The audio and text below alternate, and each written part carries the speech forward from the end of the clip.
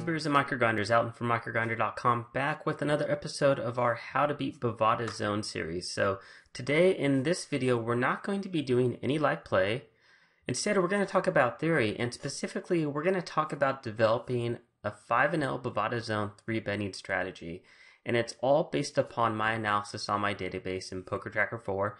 And I want to share with you what I identified in my database and what I think would be an effective strategy for 3-betting at Bovada 5-0 zones. So I just looked at my database today and I just came up with a strategy. I haven't tried it out yet, so it's all theoretical and it's all based upon what I've seen. So I've played around 30,000 hands of 5-0 zone. I know it's not a huge sample size, but I think 30,000 hands is definitely more than enough to get population reads on your opponents. And what I did is that I created a table here and I broke down stats by opponents, so small blind all the way through the button. And what I pulled out were some key essential stats, their VPIP stats, their preflop raise stats, their fold to preflop 3-bet stats, their call preflop 3-bet stats, their 4-bet preflop stats, their 3-betting preflop stats, and their 3-betting a late position steal stats.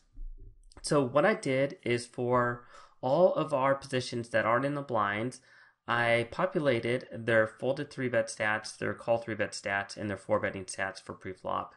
And then I also included their 3-betting stats preflop as well. For the blinds, I only focused on their VPIP and preflop raise in addition to how often they're 3-betting preflop and, more importantly, how often they're 3-betting a late position steal. So how often they're 3-betting somebody opening up in the cutoff, the button, or the small blind. And so let's take a look at these stats. So let's start with the VPIP and preflop raise stats. In general, our opponents tend to be positionally unaware when it comes to their preflop raise stats. So if you look across the line from under the gun all the way through the button, it varies anywhere from 15.29 to 17.5. So people are playing really tight. The range is really tight, and they're really not opening up a lot in the cutoff and the button. They're still opening a tighter range. Same thing for their VPIP. It's only going up around 4%.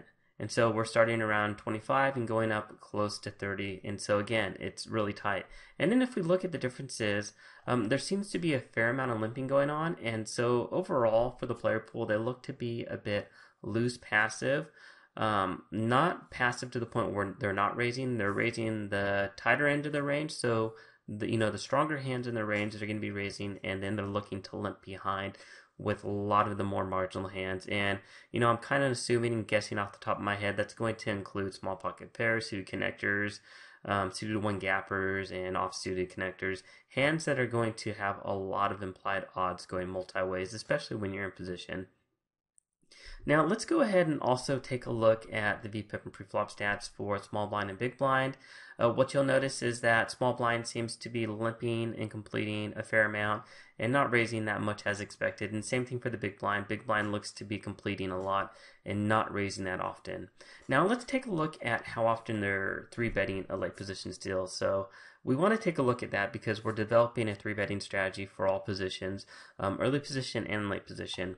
So overall, let's look at everybody's 3-bet preflop stats. And overall, for all the positions, the average is around a 5% 3-bet. So it's a pretty tight range. And to put that down here at the bottom, it's pretty much something like this: pocket tens plus and ace queen plus. Now, if we look at how often they are going to be 3-betting late position steal, they are opening up their 3-bet ranges a bit, but not much at all. Roughly about 1% addition of their range. And if you look at Equilab, they're pretty much putting in one additional combo of a non-paired hand or a couple combos of a paired hand.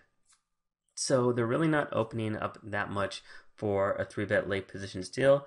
And I think the reason for that is because players at 5-0 are typically bad, and they're not going to develop a polarized range for 3-betting a late position steal.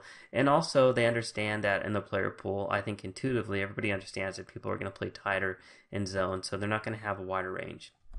Now let's take a look at some important stats in regards to developing our 3-betting stats. Let's look at our folded 3-bet stats, our called 3-bet stats, and the 4-bet stats. And let's start with the fold to 3-bet stats preflop. And we'll start with under the gun and we'll go down to the button. So under the gun is only folding to 3-bets around 1/3 of the time. 30%. And by the time we inch out to the button, it's more than doubled. So around 2/3 of the time, our opponents are going to be folding to a 3-bet. And it just incrementally increases, and you notice by the time that we get to the cutoff on the button, they are folding to a lot more 3-bets. This is interesting because if we look at these stats here, they don't really change that much from under the gun to the button, but in how an opponent plays their hands from under the gun through the button and how they defend a 3-bet, they're folding a lot more on the button. So that is interesting, just comparing these stats. You wouldn't expect to see such a drastic change simply because there's not a huge difference from under the gun on button for the VPIP and PFR. So what happens is under the gun, they tend to be flatting a lot more 3-bets than folding, and it's the exact opposite once we get to the button. They tend to fold a lot more instead of flatting. And by the time we get to the cutoff, it's around a 1-to-1 ratio, or just about a 1-to-1 ratio, a bit off. So in under the gun in middle position, they don't like to fold at 3-bets, but they like to call. They're only folding around 1/3 of the time. They're calling here roughly 2/3 of the time, and roughly around 50% of the time here in the middle position. And then once we get to the later positions, it's just reversing. They're folding more and they're calling less. Now, in regards to 4-betting, what we're noticing here is that for our under the gun and our middle position, they're 4-betting a larger percentage of the time. So intuitively, that tells me they're playing a stronger range. So with a 30K hand sample, I think this would be fairly accurate. So it would be very interesting to see what type of range they're limping. They're obviously raising a stronger range, and here they're obviously raising a weaker range. So we can't really look at these. We kind of have to look at these stats in regards to developing our 3-betting stats and our 3-betting strategy. And so once we get to middle position again, intuitively they'll probably have a weaker range. So they are 4-betting less. So if somebody 3-bets them, they can't defend that often. So they're 4-betting half as much as they are from early position.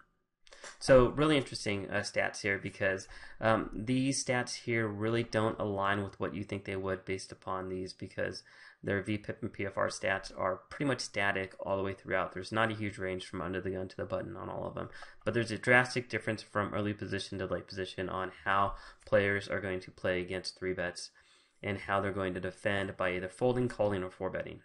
So now that we've seen that, let's talk about, we've seen all this information. We know how often people are 3-betting to defend against a steal. We know how often people are 3-betting in general, and we know all their stats in regards to how they're defending against 3-bet and what they're opening and what they're raising. So what should we do for a generic 3-betting strategy? Because Bovada Zone is anonymous, and we have to base all of our strategy based upon a player pool. So what should we be doing? Well, let's think about it. From early and middle position, I think that we should just have a linear value-oriented range. So I'm talking about if we're going to 3-bet under the gun or a middle position open, because they're not folding to a lot of 3-bets, we don't have to and we don't want to have a polarized range, because they're not going to respect our 3-bets that often. And if we're 3-bet bluffing them, then we're going to get called 2/3 of the time. It's not really a good strategy. So because they're not respecting and they're not folding to a lot of 3-bets, but instead they are flatting a high percentage of 3-bets, we need to have a linear value-oriented 3-betting range.